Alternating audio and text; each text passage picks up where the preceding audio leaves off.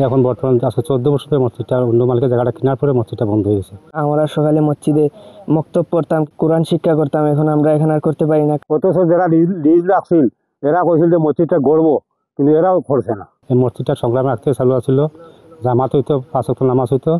এখন বর্তমান আজকে 14 বছর ধরে মসজিদটা অন্য মালিকের জায়গাটা কেনার পরে মসজিদটা বন্ধ হয়ে গেছে। আমাদের এলাকার মানুষগুলো আসতে পারে না, অনেক দূর হয়ে যায়। যারা বাগান লিজ দিচ্ছে ওরা ইট আনছিল মসজিদটা করার জন্য, তার অন্য কাজে ইটগুলো লাগাইছে, গরু ফার্ম করছে, এই করছে সেই করছে, মসজিদে কাজে লাগাইছে না।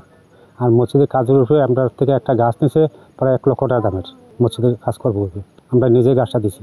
আগে এখানে আমার দাদারা নামাজ পড়তো, এখন আর তারা আসতে পারে না। আমরা সকালে মসজিদে মক্তব পড়তাম, কিন্তু ইসলামিক করতাম, কোরআন শিক্ষা করতাম, এখন আমরা এখানে আর করতে পারি না, কারণ আমাদের অনেক দূরে যেতে হয়।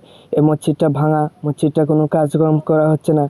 এই মসজিদটা যদি ঠিক করা হতো আমাদের জন্য অনেক ভালো হতো, অনেক দূরে আমাদেরকে কোরআন শিক্ষার জন্য যেতে হতো না, আমরা বাড়ির পাশে কোরআন শিক্ষা নিতে পারতাম। পুরাম্বার থেকে এখানে প্রায় মানুষের নামাজ পড়ছে, আমরাও পড়ছি।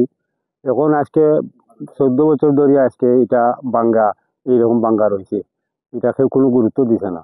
অথচ যারা লিজ রাখছিল এরা কইছিল যে মসজিদটা গড়বো, কিন্তু এরাও করছে না, এমনি রয়েছে।